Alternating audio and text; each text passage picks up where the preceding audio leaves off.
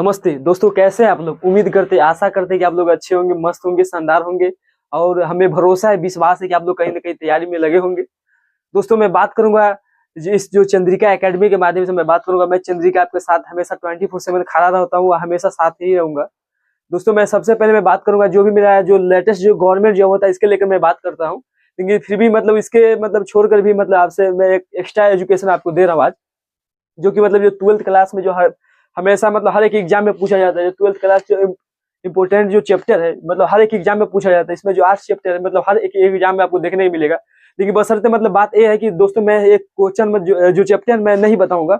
एक जो टीचर मेरे सामने मतलब जो टीचर मतलब 450 नंबर लेकर है, टॉपर है, मतलब क्लास टॉपर है, वो आपके सामने आपको बताएगा। तो मैं बात करूंगा। सबसे पहले मैं बुलाना चाहूंगा ओम प्रकाश जी, पहले आइए यहाँ पे। सबसे पहले आप धन्यवाद दीजिए उस सर को जो आपके सामने बताया है। यहाँ पर आने के लिए लाने के लिए धन्यवाद। हाँ, तो सर मतलब ये कोच जो मतलब जो चैप्टर है ना, आप इसके लेकर पहले बात कीजिए, ठीक है ना। ये बात कीजिए आप। हेलो दोस्तों, नमस्कार। आज हम बताने जा रहे हैं क्लास 12 का इंपोर्टेंट चैप्टर बायोलॉजी। जो कि बायोलॉजी में देखिए कितना 8 चैप्टर का नाम लिखे हैं। क्या है? रिप्रोडक्शन इन ऑर्गेनिज्म, जो जीवों में जनन।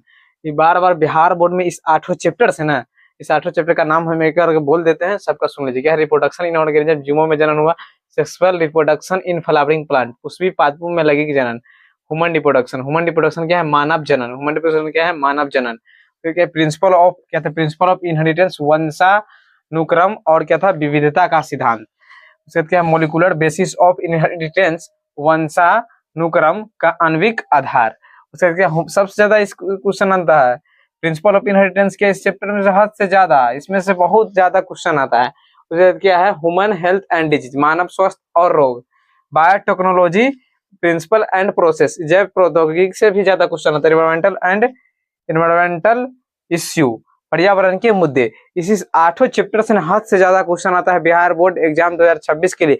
बहुत इंपॉर्टेंट। आप लोग सोचते होइएगा कि चलिए 8 चैप्टर पढ़ लेंगे आ जाएगा। जिसको नॉलेज के लिए तो पूरा चैप्टर को पढ़ना होगा, या आपको एग्जाम में जैसे अच्छा नंबर उठा सके। जो पूरा चैप्टर पढ़ा उसको तो नंबर 70 में 70 फिक्स आएगा। इधर प्रैक्टिकल स्कूल कॉलेज में देखिए कितना मिलता है उसी के हिसाब से। लेकिन जो बच्चा इस 8 चैप्टर पर कमांड बना लिया पूरा अच्छे से, पकड़ बना लिया कि हम 8 चैप्टर का पूरा कॉन्फर्म है, तो उससे समझिए उसका 70 में 70 तो आईवे करेगा। क्योंकि इस 8 चैप्टर से ज्यादा क्वेश्चन पूछता है। या 5 ईयर का प्रूफ है, क्वेश्चन बैंक से मिलाए हैं, जब से ज्यादा 8 चैप्टर से ही क्वेश्चन आया। जैसे कि 2025 के एग्जाम में देखे थे, हाँ एग्जाम में देखे थे कि बच्चों से का बायोलॉजी का क्वेश्चन बहुत अलट पलट कर दिया था। कोई कह रहा था कहाँ से पूछ दिया, कोई कह रहा था नीट में से डाल दिया, कोई कह रहा था नीट के एग्जाम का जो हुआ था उसमें से क्वेश्चन डाला, नीट के एग्जाम में से क्वेश्चन क्यों डाला। बहुत जगह आरोप लगा था। कितना सरजी भी इसके बारे में बायोलॉजी के अथी में हो चुके थे कि क्वेश्चन डाला तो डाला, बहुत बच्चे भी हैरान थे। और क्वेश्चन इसी जगह से उठाया था ना, पूरा नीट की लेवल के उठाया था। सर लोग कह रहे थे, बहुत बड़े बड़े सर है जिससे वो सर सब कह रहे थे। हम लोग उसी के अनुसार हम आप लोग को बता रहे हैं कि इस 8 चैप्टर को कम मत आके, इस 8 चैप्टर जिसके कमांड में रहेगा ना उसका 70 में 70 फिक्स है। क्योंकि 8 चैप्टर से हद से ज्यादा क्वेश्चन आता है। जिसका 8 चैप्टर कमांड रहेगा, 8 चैप्टर है में कमांड हो जाएगा, लगभग शायद 16 चैप्टर, हाँ 16 चैप्टर है।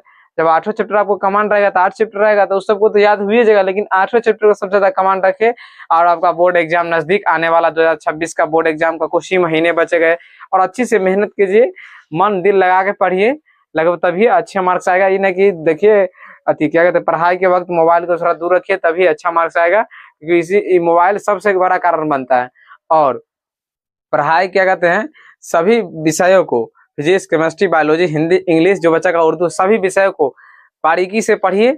एग्जाम टाइम में सबसे ज्यादा क्या कहते हैं, फिजिक्स, केमिस्ट्री, बायोलॉजी में हद से ज्यादा क्वेश्चन प्रैक्टिस कीजिए। ज्यादा क्वेश्चन प्रैक्टिस रहेगा ना, उसी हिसाब से आप लोग को क्या कहते हैं उसको क्या थी वहां बन पाएगा, ना तो नहीं बन पाता है। हम लोग भी दिए थे एग्जाम तो ऐसे ही लग रहा था, सब लग रहा था कि हलवे पूरी है, लेकिन वहां जाने के बाद पता चलता है। और सही से एग्जाम को तैयारी कीजिए और अपने मम्मी पापा का नाम रोशन कीजिए। Thank you.